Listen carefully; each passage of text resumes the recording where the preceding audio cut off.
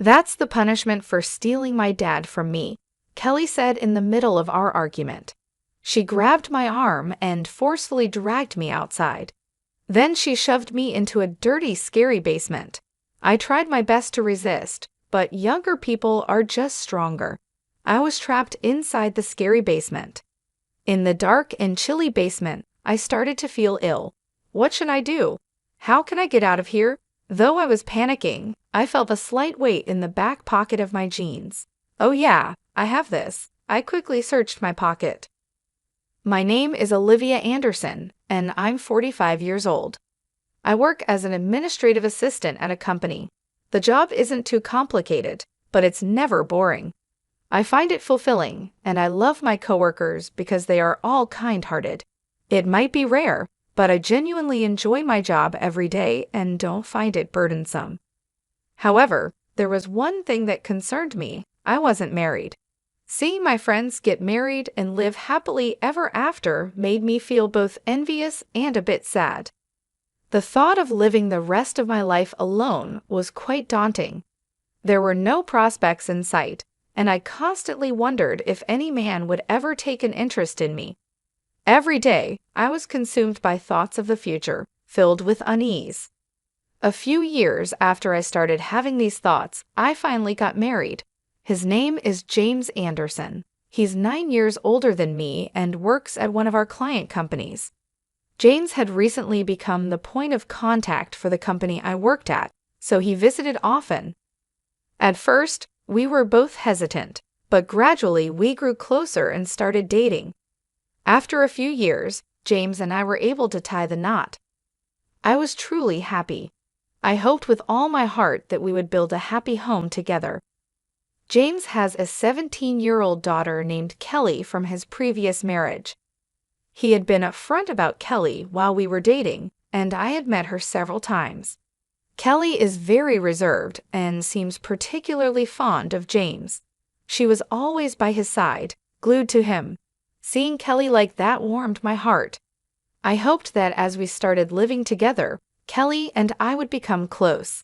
However, I didn't fully understand Kelly's true nature. After marrying James, I moved into the home he shared with Kelly. I quit my job to become a homemaker, doing everything I could to ensure that James and Kelly had a comfortable life. I prepared well-balanced meals and kept the house tidy. It might seem ordinary, but I believed it would make their lives more pleasant. Having a family was so different from living alone. Every little household chore became a lot more challenging. What comforted me during those times was a cat named Oliver. Oliver had always been at James's house. He was a bit chubby, and I heard he liked to sneak out, but I believed that as long as I was always at home, he wouldn't run away. Even though I faced many exhausting days, I always felt soothed admiring Oliver. Life after marriage had its challenges, but I felt much happier than when I was single. However, something weighed on my mind. I worried that Kelly might not think highly of me, leading her to ignore me. Even when I tried to start a conversation, Kelly would look at me with a confused expression and continue to ignore me. "Kelly, welcome home," I would say, but Kelly would only give me a fleeting glance and not respond. "How was school today? Did you have fun?" I asked, hoping to connect, but Kelly would remain silent, making me feel more isolated. I tried to keep the conversation going, but she still wouldn't say a word. After petting Oliver for a bit, she went straight to her room. Even though she kept ignoring me, I believed she just hadn't accepted me yet. She was at that challenging age of 17. If her father remarried and suddenly there's a new woman in the house who isn't her real mother, it's understandable that she would be wary. I had met Kelly a few times before James and I got married, but she just couldn't seem to warm up to me. I was racking my brain trying to figure out how to get Kelly to accept me, but despite my efforts, Kelly never warmed up to me. Ignoring me became her norm. She began openly avoiding me, and whenever she was around me, she had a constant look of displeasure on her face. When James was home, she'd talk a bit, probably to avoid upsetting him, as she adored him so much.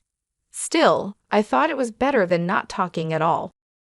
It's been about 5 years since I married James. The distance between Kelly and me never seemed to close, and life felt kind of empty. Even after living together for 4 years, I didn't know what Kelly's favorite food was or what her hobbies were. The only thing I knew was that she adored Oliver. I had grown used to Kelly's gaze, which initially felt intimidating. When Kelly reached high school, she surprisingly started a conversation with me. "Hey." "Huh? What's up?" I was taken aback that Kelly spoke to me, and my voice unintentionally went up a notch. Was she finally opening up to me? What's she going to say? Various emotions bubbled up, but I silently waited for Kelly's words. However, what Kelly said was completely unexpected. "How long are you going to stay in this house?" "What?" "I'm asking how long you're planning to stay. Can you leave soon? You're in the way." Why would you say that?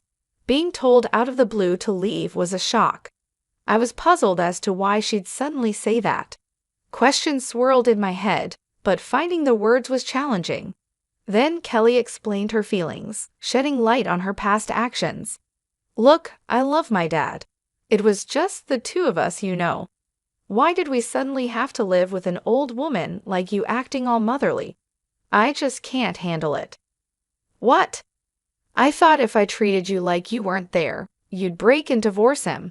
Was school fun? Seriously gross." I was bombarded with her hurtful words, leaving me speechless. "In front of Dad, you act all high and mighty, but it's been hard for me, you know. Maybe it's time you realized your worth, old lady." Seeing my sad face, Kelly seemed satisfied and flashed a smile. I had never seen Kelly look like that before as she walked away. All along, she had harbored such negative feelings towards me. Her hurtful words and the suggestion to reflect on my worth kept echoing in my head. Before I knew it, tears streamed down my face. What was the point of all the effort these past 5 years? I tried so hard to gain Kelly's approval, but in the end, she never accepted me. How should I approach Kelly now? I tried desperately to find an answer, but none came. From that day on, Kelly began hurling insults at me. "Olivia, I've always thought this, but you're really bad at cooking. It's seriously awful." "Oh really? I'm sorry. It's sad for Dad, you know. There are so many better people than you out there. With Dad's charm, he could remarry in a heartbeat." Kelly would say things like this, but she would put on a facade in front of James. "You know, Olivia's cooking is really delicious, right, Kelly?" "Yeah, it's yummy," Kelly would reply. It wasn't new, but seeing Kelly's quick switch always left me dumbfounded. "What's wrong, Olivia?" James would ask. "Olivia is just so happy. I feel happy yet not happy, such a complicated emotion that probably no one can understand." "I guess so," I replied, trying to maintain my composure. But Kelly lost all restraint and kept on with her tirades. Many times, I thought about breaking down and confiding in James, but I never could take that step. James always seemed so busy with his daily work. I just couldn't bring myself to burden him with my problems. I thought if I just endured, everything would be okay. Even if Kelly said she loved James, she might eventually move out and live alone. I saw it as just enduring until then. 6 years later, Kelly went on to college after graduating high school and later got a job at a company near home. Around the same time Kelly started working, James began taking on business trips. Initially, they were just for a day or two, but gradually the duration increased. It wasn't rare for him to be gone for 2 weeks or even an entire month. A few months after these trips began, Kelly's verbal abuse didn't stop. With James gone, it seemed Kelly had no filter. "The food's terrible. Can't you do something about it?" "Say something," Kelly demanded as she left her unfinished meal and quickly went to Oliver's place. I looked at the leftover food and gently put down my knife and fork. I had endured so much up to this point, but one day I finally reached my breaking point. Endless verbal abuse and a cold attitude every day. I was treated more like a maid than a mother. There wasn't any particular trigger. While Kelly was hurling insults at me as usual, I finally snapped. Just get out already. You're so annoying. Hey, you're always telling me I'm a bother and to leave. Enough is enough, I shouted back. Kelly, not used to me talking back, was taken aback, but quickly responded with harsh words. What? Why are you suddenly talking back? I seriously can't deal with this. I can't take it anymore. If you can't stand it, why don't you move out? You have a job, you have money, and you do fine on your own. I'm a homemaker. I can't just up and leave. Maybe I hit a nerve because she didn't respond. I could tell she was fuming. Lost your tongue? What happened to all that energy just a moment ago? I said. Just as I was about to get the upper hand, Kelly suddenly grabbed my arm, squeezing painfully tight. Ouch! I protested, but Kelly wasn't listening. She forcefully dragged me outside. Hey! I yelled as she pulled me toward a small storage theory basement. Without hesitation, she pushed me into it. Though I resisted, I was no match for her younger strength. In an instant, I was locked inside the scary basement. What are you doing? Hey, let me out. I desperately banged on the wall, pleading with Kelly to release me, but she didn't seem to care. I can't just let you out, even though you say so. Oh, by the way, I haven't told you, but I've got a trip planned for 4 days. Well, try to survive in that cramped theory basement. 4 days? Are you serious? Hey, what about Oliver? Oliver has an automatic feeder, so he'll be fine, she said. I was stunned by her completely irresponsible comment. You're being so irresponsible. Shut up. Never come out of there again, she yelled back. That's the punishment for stealing my dad from me. Soon after, Kelly's presence disappeared. Inside the dark, cold, scary basement, I started feeling sick. What am I going to do? I can't bear to stay in here for 4 whole days. I started panicking even more, desperately banging on the walls, but it was no use. At that moment, I suddenly felt the weight in my pants pocket. Oh yeah, I have it. I quickly reached into my pocket and pulled out my smartphone. Such a lucky break. I called my nearby friend, Linda Blair. Oh hey Linda. Olivia, what's up? It's rare for you to call. I explained my situation and asked Linda to come help. In just a few minutes, Linda arrived. Are you okay?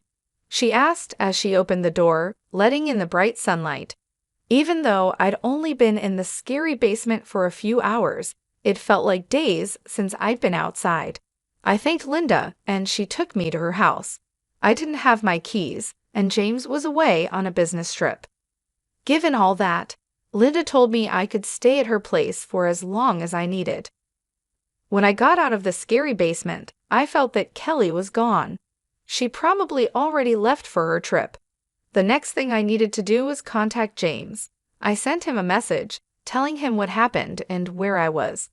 I couldn't exactly ask him to come back, but deep down, I hoped he would. While chatting with Linda, I received a call from James. Hello, Olivia. Are you okay? He asked. James, I'm fine. Thanks. Listen, I'm heading home now. I'll come pick you up, so wait at your friend's place a bit longer, okay? Oh, what about your work? Forget work. Just know I'm on my way. I think it'll take about 5 hours, so hang tight. James seemed worried and was making the effort to come back. I thanked James and hung up. He said he's coming to pick me up. Can I stay here for another 5 hours or so? I asked Linda. Of course. Honestly, you have such a caring husband. I can kind of see why Kelly might be a bit jealous. Jealous? Yes, jealous. She was like, I love Dad, right? From what I've heard, she's probably jealous that you married her beloved dad. Is that so? Now that it was mentioned, it did seem like jealousy. Just because she's family doesn't mean you should hold back. Telling her off when needed is for Kelly's own good, you know. Okay, Linda's right, I thought. No matter how long we've lived together, acting impulsively in anger, like I did, isn't going to help Kelly. But how can I get through to her? I racked my brain for a solution and came up with a somewhat forceful plan. I immediately shared the plan with Linda. "That's a pretty cool idea. Give it a shot," she said. "I'll give it my best shot." Linda seemed amused and supported the idea. 2 hours later, James arrived at Linda's house and knocked on the door. "Are you okay, Olivia?" "I'm fine, thank you, but you were at work." "You matter more to me than any job," he said. James had decided to take a few days off from work. "Is it okay for you to take time off like that?" "Yeah, they said they'll manage. I feel like I need to have a serious talk with Kelly." After that, I explained to James in detail what Kelly had done to me and how I ended up trapped in the storage basement. James listened intently and apologized. "I'm sorry for not noticing. It's not just your fault. I didn't speak up, and Kelly was doing all this secretly. Still, I should have noticed something was off. I'm truly sorry." A heavy atmosphere lingered until Linda broke through it. "Hey, why the long face? You're going to scold Kelly, right? Buck up." Linda's words somehow inspired me. "You're right." Afterward, we thanked Linda and went home.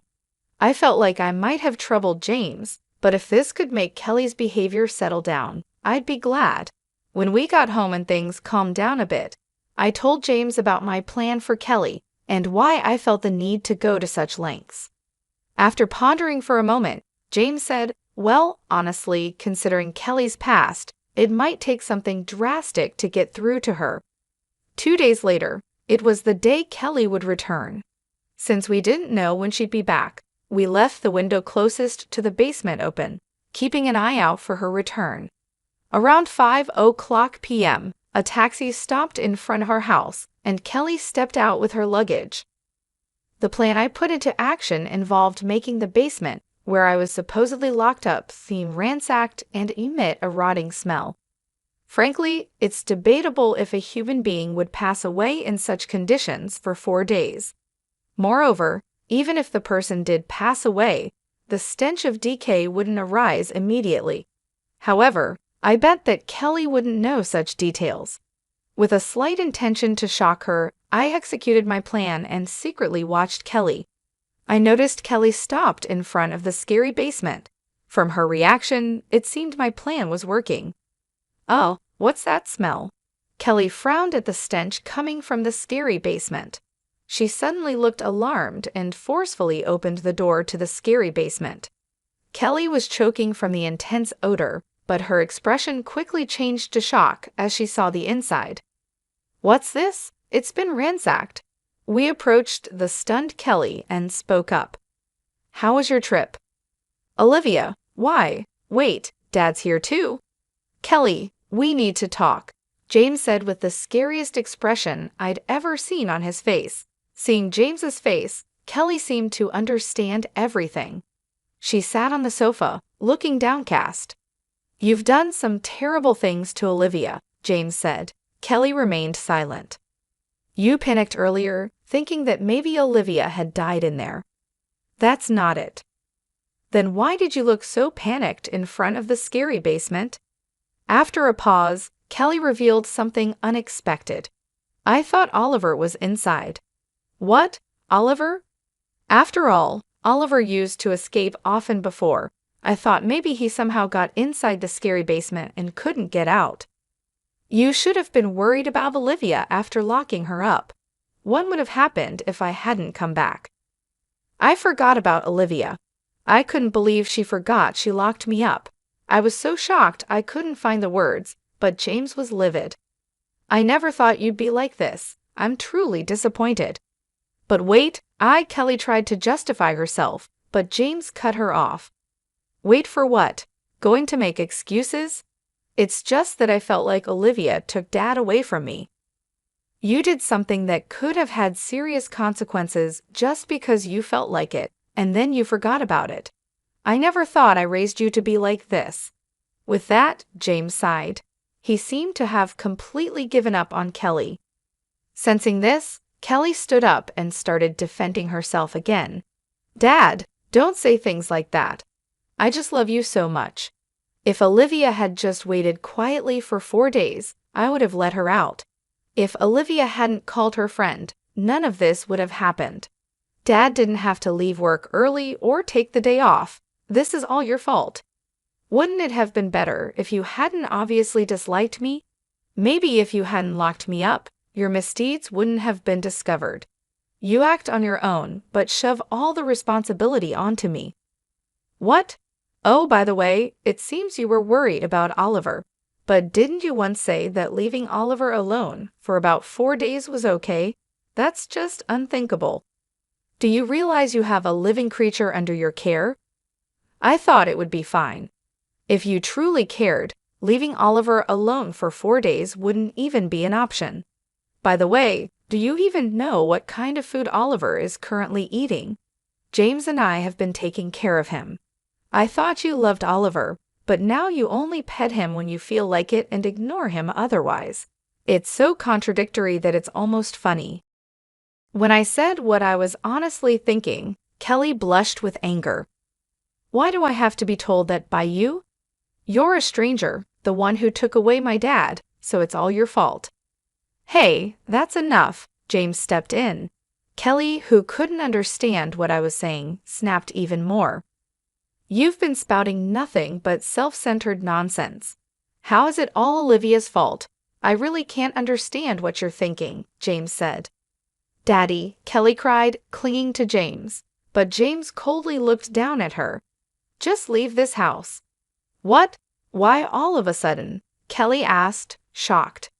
I can't keep someone in this house who, on a whim, endangers another's life and then forgets all about it and merrily goes about playing. Get out now. But enough. You think you have the right to talk back. You really don't think of anyone but yourself. Kelly tried to persuade James, but he brushed her off. Desperate, she turned to me. Olivia, please say something. No, it's no use. Just leave, as James said. Stop clinging to me. Just as he said, you really only think about yourself. Hearing my words, Kelly hung her head with a resigned look. She dragged her suitcase and left the house. Her figure seemed lonely, but oddly enough, I didn't feel sorry for her at all. After Kelly left, the house was eerily quiet. The tension that had been building up for years finally seemed to dissipate, but it left an uncomfortable silence. James sat down heavily on the sofa, his face a mixture of anger, sadness, and exhaustion. I'm sorry, Olivia. I should have seen what was happening. I should have done something sooner, James said, breaking the silence. It's not your fault, James. Kelly hid her actions well, and I didn't speak up. We both share some of the blame, I replied, sitting next to him. But still, I should have been more aware. As her father, I should have known, he sighed, rubbing his temples. We can't change the past. We just have to move forward and hope Kelly learns from this, I said, trying to offer some comfort. James nodded, though he still looked troubled. I'll reach out to her in a few days, once things have calmed down. Maybe some time apart will give her perspective. I agreed, hoping that this separation might indeed help Kelly reflect on her actions and understand the consequences of her behavior. For now, though, we had to focus on rebuilding our lives without the constant tension. The following days were a mix of relief and sadness. The house felt lighter without Kelly's presence, but there was also an emptiness. I kept myself busy with household chores and taking care of Oliver, who seemed to sense the change and stayed close to me. James took a few more days off work to be with me. We spent time talking about the future, making plans to strengthen our relationship, and discussing how to handle things if Kelly decided to come back. One evening, as we sat on the porch watching the sunset, James turned to me and said, "Thank you for staying strong through all of this, Olivia. I know it hasn't been easy." It hasn't been easy for you either, James. But we're in this together, and we'll get through it, I replied, squeezing his hand. We sat in comfortable silence, finding solace in each other's presence. Despite the turmoil of the past few days, I felt hopeful for the first time in a long while. 2 weeks later, James received a call from Kelly. She sounded calmer, though there was still a hint of defiance in her voice. They talked for a long time, and James assured her that he still loved her, but made it clear that her actions had serious consequences. Kelly agreed to seek counseling and apologized for her behavior. It was a small step, but a significant one. We all knew it would take time to rebuild trust, but this was a start. Life gradually returned to a new normal.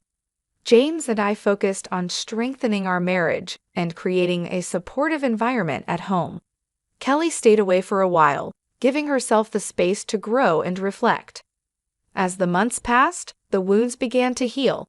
Kelly visited occasionally, and while there were still challenges, the atmosphere was less charged.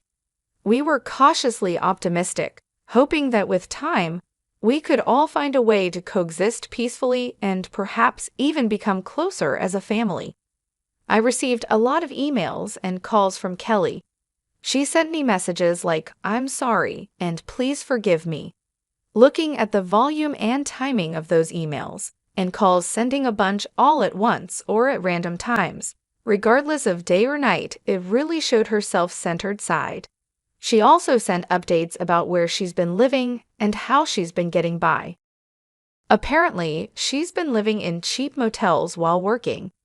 I thought she could just stay at a hotel or rent an apartment, but she seems picky about having separate bathrooms, wanting a clean place, and so on. She's having a hard time settling on a place, and even if she finds a good one, the rent is too high for her. She sent the same messages to James, who was stunned. He said, "It's either she really can't manage on her own, or she's just too selfish." But honestly, no matter the situation, I'd never let Kelly back into this house. I really wish she'd take a moment on her own to reflect on her actions. After Kelly left, our lives returned to peace. James still travels for work, but not as much as before, so we have more time to relax together. It's nice not having to be so careful around each other and to just relax. Kelly never listened no matter how many times we warned her, so in a way, I'm glad things turned out this way. Every day spent with James is pure joy. After finishing the housework and relaxing on the sofa, Oliver climbed onto my belly. He meowed and curled up to sleep. I hope for many more moments like this. As I petted Oliver, I found myself lost in these thoughts. The flood of messages from Kelly was overwhelming.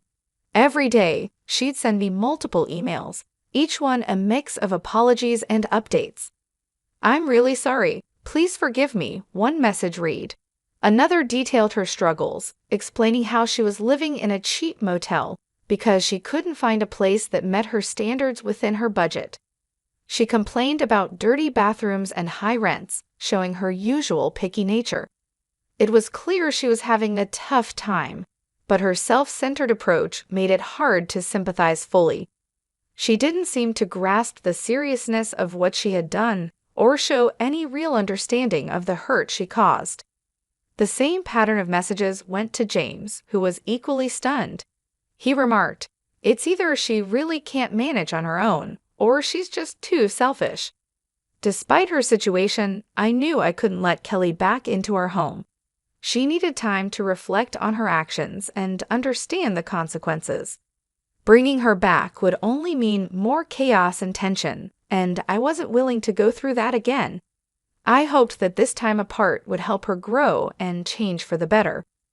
With Kelly gone, our home became a place of peace and relaxation. James's work trips became less frequent, giving us more time together. We no longer had to tiptoe around Kelly's moods and behavior. The quiet moments we shared were filled with comfort and joy. Whether we were having dinner, watching TV, or simply sitting in silence, there was a sense of harmony that had been missing for so long. One evening, after finishing my chores, I settled on the sofa with Oliver. The little cat, sensing my calm, jumped onto my belly, meowed softly, and curled up to sleep. I stroked his fur, feeling his gentle purring. It was in these simple moments that I found the greatest happiness. As I sat there, my mind wandered to the future. I imagined more days like this, filled with peace and contentment. I thought about how James and I could continue to strengthen our bond, making up for the lost time we spent dealing with Kelly's issues. I also hoped that Kelly, wherever she was, would find her way and learn to take responsibility for her actions.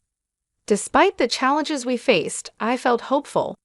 Life had a way of throwing unexpected hurdles, but we had navigated through them and come out stronger. The future seemed bright, and I was ready to embrace it with open arms. Oliver stirred slightly, adjusting his position before settling back down. His warmth and softness were comforting reminders of the love and stability I now had. As I continued to pet him, I felt a sense of gratitude for these peaceful days and the strength to face whatever came next. The days turned into weeks, and our lives continued to improve. James's presence at home made a significant difference. We spent our weekends exploring new hobbies, going for long walks, and even planning a few short trips. It felt like a second honeymoon, a chance to reconnect and rebuild our lives together. Every so often, James would check in with Kelly, encouraging her to seek counseling and offering support from a distance. It was clear he still cared for her deeply, but he also understood the need for her to learn and grow on her own. Our conversations about Kelly were more hopeful than before, focusing on her potential for change rather than the mistakes of the past. In the quiet moments, I often reflected on how far we had come. The journey had been tough, but it had also brought James and me closer.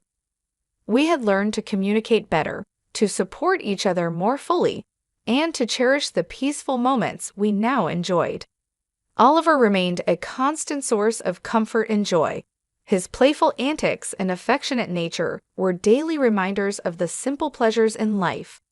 Whether he was chasing a toy or curling up next to us, he added a touch of warmth and love to our home. As the seasons changed, so did our outlook on life. We were no longer weighed down by the past, but were instead looking forward to a future filled with possibility. Each day was a new opportunity to build on the peace we had found and to create a life that was truly our own. In the end, it wasn't just about surviving the storm, but about finding the strength to thrive in its aftermath. With James by my side and the love we shared, I knew we could face anything that came our way. The future was bright, and I was ready to embrace it with all my heart.